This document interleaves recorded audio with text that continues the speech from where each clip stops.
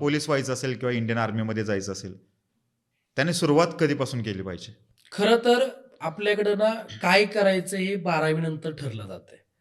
त्यातली त्यात म्हणूयात पोलीस व्हायचं. तुम्ही आज जरी समजा एका शाळेत गेलात, हम्म, तर उत्तर बऱ्याच वेळेला काय व्हायचं तर पोलीस व्हायचं किंवा आर्मी व्हायचं असं उत्तर त्या शाळेपासून येतं. बरोबर. जर नीट जेईची तयारी तुम्ही पण 8वी पासून सुरुवात करताय, 5वी पासून सुरुवात करताय, मग त्यातनं भेटणार तर काहीच नाही, फक्त एक कॉलेज कुठतरी भेटेल, तिथनं पुढं नोकरी अजून खूप नंतरचा भाग.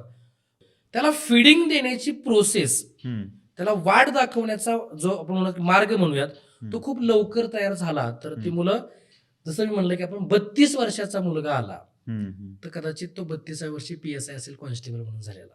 अगदी बरोबर. त्या मुलाने खूप लवकर लवकर असं म्हणणार नाही मी, पण किमान 10वी पासून जरा थोडंसं बेसिक पाया तयार करत करत त्या प्रोसेसला आलं पाहिजे, असं माझं प्रांजळपणे म्हणतं. कारण सुरुवात लवकर होणं गरजेचं आहे. जितकी लवकर सुरुवात तितकं त्या मुलांचं त्या क्षेत्राबद्दलची अजून खूप घट्ट पकड होते.